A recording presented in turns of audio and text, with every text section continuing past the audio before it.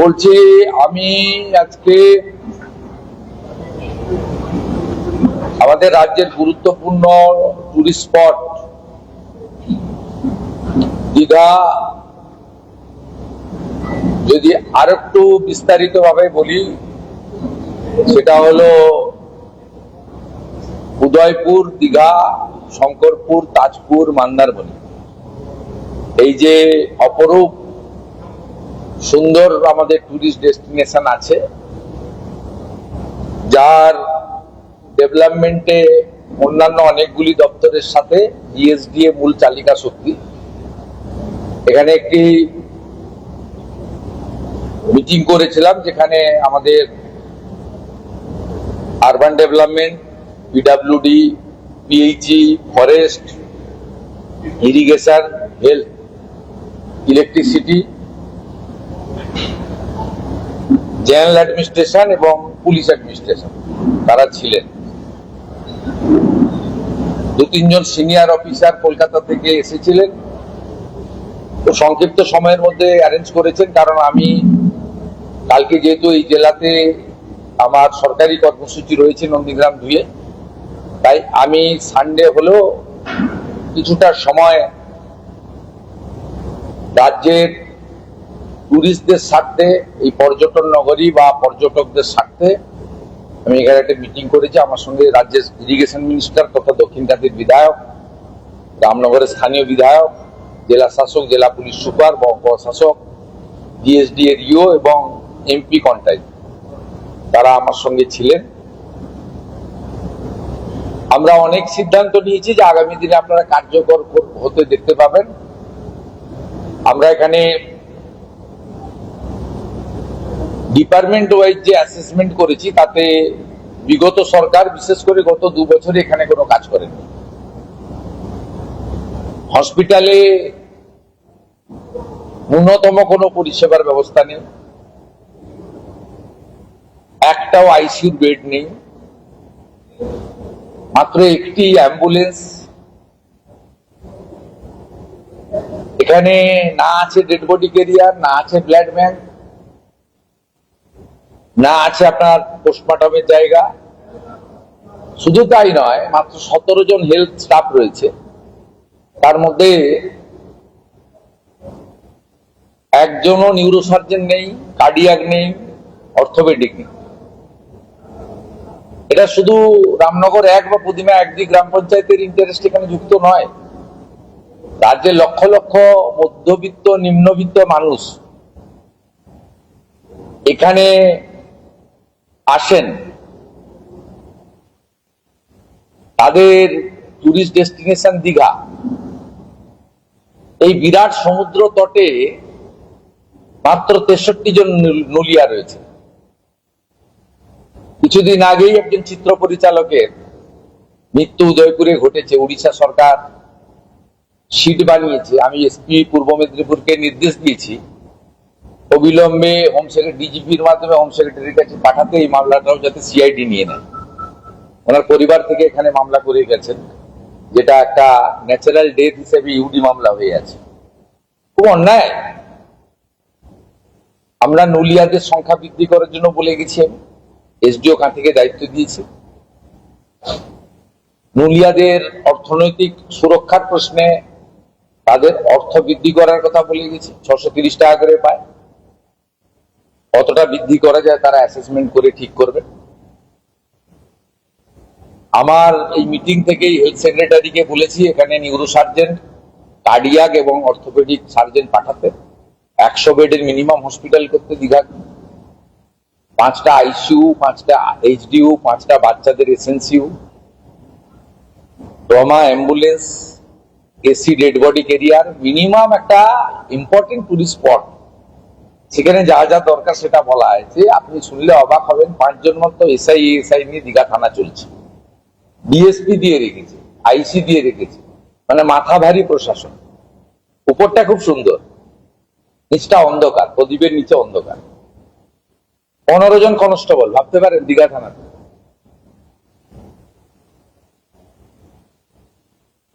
আর এ তো বললে অনেক সময় লেগে যাবে। আমি প্রত্যেকটা পয়েন্ট ধরে আলোচনা করেছি।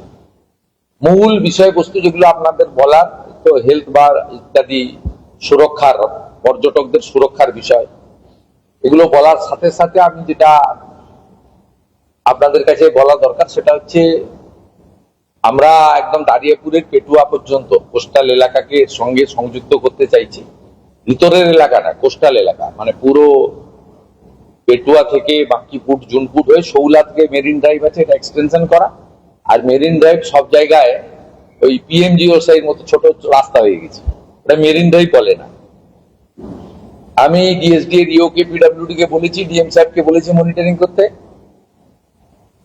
চেন্নাই এবং মুম্বাইয়ের মতো মেরিন ড্রাইভ করতে। অন্তত 4 লেন তো সম্ভব নয়, 2 লেন যেতে হয়, এবং এটা এক্সটেনশন করতে পেটুয়া পর্যন্ত। রাজনপাত্র বাড়ে আমরা মোটামুটি ডিপ সি পোর্ট ঠিক করে ফেলেছি, 1700 একর জমি আমাদের হাতে আছে। ইন্ডাস্ট্রি ডিপার্টমেন্ট সেটা ইতিমধ্যে টেক আপ করেছে, এবং যত তাড়াতাড়ি সম্ভব এর প্রক্রিয়া কমপ্লিট করে আমরা যাতে আগের মতো শুধু ভাষণে নয় কাজে করতে পারি। 1700 একর জমি আমাদের হাতে রয়েছে, আর ওখানে ডেপথও ভালো রয়েছে, নাব্যতা। এটা একটা বড় অ্যাচিভমেন্ট হবে, পুরো এলাকার অর্থনৈতিক সিনারিও বদলে যেতে পারে।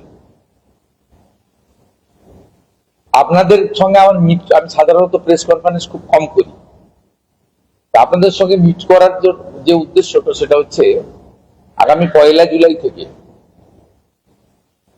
যে চাঁদা নিতেন গত সরকার 10 টাকা করে, সেটা আমি প্রত্যাহার করলাম। 10 টাকা করে আমি বলবো না, এই হাত পেতে হোটেলের বিলের সঙ্গে এতে কত টাকা আসে জানেন বছরে? মাত্র 30 লক্ষ টাকা। এক তো 30 লক্ষ এখানে টুরিস্ট আসে না, যদি হিসাব করা যায় টুরিস্টের সংখ্যা অনেক বেশি হবে, অন্তত ডবল তোই হবে, 60 লাখ 70 লাখ তো হবে। তার মানে ওখানে ফাঁকি দাও। আর দ্বিতীয় হচ্ছে যে টুরিস্টরা এখানে আসছেন, আমি মনে করি রিচ পার্সনরা যে আসে না তা নয়, তারাও আসেন। দীঘা অপরূপ সুন্দর, মন্দারমণির বীচ তো ততোধিক সুন্দর, শঙ্করপুরকে তাজপুরকেও সাজানো যেতে পারে। কিন্তু যারা ইনকাম ট্যাক্স জিএসটি পেমেন্ট করছেন তাদের কাছে আবার হাত পেতে 10 টাকা নেওয়া সরকারের রুচি বিরোধী কাজ বলে আমার মনে হচ্ছে। তাই আগামী 1 জুলাই থেকে টুরিস্টদেরকে 10 টাকা করে দিতে হবে না, এটা খুবই আপত্তিকর। আমি ঘোষণা করে যাচ্ছি, বাকি সবাই কোঅপারেশন করবেন। দীঘার মানুষ ন্যূনতম জলটা পর্যন্ত পায় না, স্যালাইন ওয়াটার। অনেক দিক রয়েছে, আলোচনা হয়েছে, ফরেস্টের কোনো কাজ হয়নি, ইউডিএমএ ডিপার্টমেন্ট কোনো স্কিম গত 2 বছর দেয়নি। যে কটা স্কিম চলছে এখন ডিএসডি এর ওন ফান্ড থেকে চলছে। প্রাক্তন ডিএসডি এর চেয়ারম্যান, প্রাক্তন সাংসদ শিশির বাবু এখানে ওন ফান্ড করে দিয়ে গেছেন 250 কোটি টাকা, সেটা আছে, হাত দেয়নি এখনো। এটা একটা গুড নিউজ পেলাম। এটা নিয়ে গিয়ে মেলাতে খেলাতে ব্যবহার করতে পারেননি, যাই হোক এটা একটা গুড ইনফরমেশন।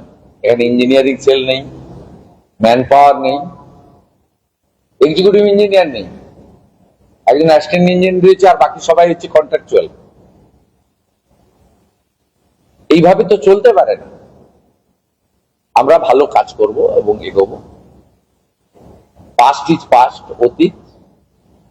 আপনারা দেখবেন কিভাবে সুন্দরভাবে আমাদের পশ্চিমবাংলার এই গর্বের কেন্দ্রটাকে আমরা দাঁড় করিয়ে দেব। আমি একটা পোস্ট দেখছিলাম হাইকোর্টের বিশিষ্ট আইনজীবী বিকাশ রঞ্জন ভট্টাচার্য, তিনি পোস্টে লিখেছেন যে মমতা ব্যানার্জির ভুল কাজটা বর্তমান মুখ্যমন্ত্রী করছেন। আমি মাননীয় বিকাশ বাবুকে সম্মানের সঙ্গে বলি, আপনার তথ্য জানা ভুল হয়েছে। হিডকো এবং রাজ্য সরকার এখানে প্রভু জগন্নাথ দেবের যে কেন্দ্রটি আছে তার অফিসিয়াল নাম হচ্ছে শ্রী জগন্নাথ কালচারাল সেন্টার। ধাম শব্দ বাদ দিলে আমি বলছি, ধামটা যুক্ত ছিল, শ্রী জগন্নাথ ধাম কালচারাল সেন্টার। ধাম শব্দ তো আমরা প্রত্যাহার আগেই করেছি, চেঞ্জ হয়ে গেছে এখানে। অফিসিয়াল নোটিফিকেশন হয়ে গেছে। এই ক্যাম্পাসটার নাম হয়েছে শ্রী জগন্নাথ কালচারাল সেন্টার। ক্যাম্পাসটার নাম সরকারি খাতায় টেন্ডারে যা আছে তাই কিন্তু বর্তমান সরকার রেখেছে। আমরা কোথাও কালচারাল সেন্টারকে টেম্পার করিনি, কিন্তু আমাদের সাত্বিকতা মেনে যেখানে প্রভু জগন্নাথ দেব অধিষ্ঠান করছেন, সেখানে নিত্য পূজা, ভোগ আরতি, মঙ্গল আরতি, প্রভাতী পূজা, কীর্তন, ভজন ইত্যাদি যে জায়গাটাতে হচ্ছে সেটাকে মন্দির হিসেবেই সাত্বিকতা রেখে আমরা করতে চাই। আমি সিএস কে বলবো তার নেতৃত্বে যে কমিটি রয়েছে সেই কমিটি দ্রুত মিটিং করে এখানে আগামী রথযাত্রা উৎসব কিভাবে সনাতনীদের আস্থাকে সম্মান রেখে রথযাত্রার পরম্পরা মেনে সুন্দর করে করা যায়, সুষ্ঠুভাবে করা যায়, তার ব্যবস্থা নেবেন। এটা মুখ্য সচিবের নেতৃত্বে যে কমিটি আছে তারা করবে। होना चाहिए। आज योगा डे के दिन पूरा बीच से मेरिन ड्राइव से रोड से पूरा आयुष का प्रोटोकॉल मानते हुए अच्छा करके योगा होना चाहिए। डीएसडीओ को मैं एडवाइस किया जितना भी इसके लिए अरेंजमेंट होना चाहिए, एक तो स्वच्छ भारत साफ सुथरा और दूसरा योगा डे, ये बड़ा इवेंट कोलकाता में तो होगा, पूरा प्रदेश में होना चाहिए। और ये जो बीच और एडजॉइनिंग एरिया है टूरिस्ट स्पॉट में भी बड़ा करके होना चाहिए। দীঘাতে বিল্ডিংয়ে যেমন কনভেনশন সেন্টার স্ট্রিট যেটা বিল্ডিং আগেগুলো ওইভাবে বেশি দিন পড়ে আছে, ব্যবহার হচ্ছে না, বেকার সরকারি সম্পত্তি নষ্ট হচ্ছে, সেগুলো নতুন কোনো পরিকল্পনা বা এরা দেখে নেবেন। Minister, MP, MLA, DSDA authority, they will act. They are very competent person.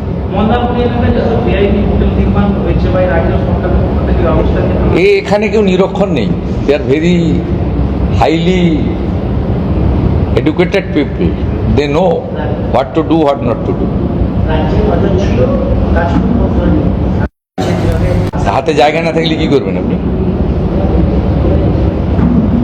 একটা সমুদ্র বন্দর থাকতে গেলে রেল এবং জাতীয় সড়কের কানেক্টিভিটি এবং ওয়ার হাউস নির্মাণের জন্য, গোডাউন নির্মাণের জন্য যে ওখান থেকে যে ফ্রেটটা উঠবে কোথায় থাকবে আপনি জানেন? হলদিয়া বন্দরের ইতিহাস সতীশ সামন্ত মহোদয় করেছিলেন 5000 একর জমি নিয়ে। আপনি তাজপুরে গভর্নমেন্টের হাতে 1 ডিসমিল জমি নিয়ে, আর তাজপুর দাদন পাত্রবাড়ের মধ্যে কোনো ডিফারেন্স খুব একটা নেই, 8-10 কিলোমিটারের গ্যাপ। এখানে 1700 একর জমি রয়েছে আমাদের হাতে। জাতীয় সড়কের সঙ্গে, রেলের সঙ্গে, ওয়ার হাউসের সহ যা যা আমাদের ইউনিট বানাতে হয়, সমুদ্রে তো পোর্টে মালটা এলো, তাকে আপনি যখন স্থলপথে নামাবেন ভাইবল হতে হবে তো, নইলে চলবে কি করে? জমি না থাকলে কোথায় নামাবেন আপনি? জমি অধিগ্রহণ করবেন না, জমি অধিগ্রহণের টাকা নেই, এই তো মানে একটা লাভ ছিল, মিথ্যা ছিল। এখন মিথ্যা নয়, সত্যি। আমরা যেটা করতে চাইছি ভেবেচিন্তে করতে চাইছি। এটাতে শুধুমাত্র তাজপুর বা তালগাছাড়ি 2 গ্রাম পঞ্চায়েত তাদের ইস্যু নয়, এটা কালিন্দী গ্রাম পঞ্চায়েতের ইস্যু নয়।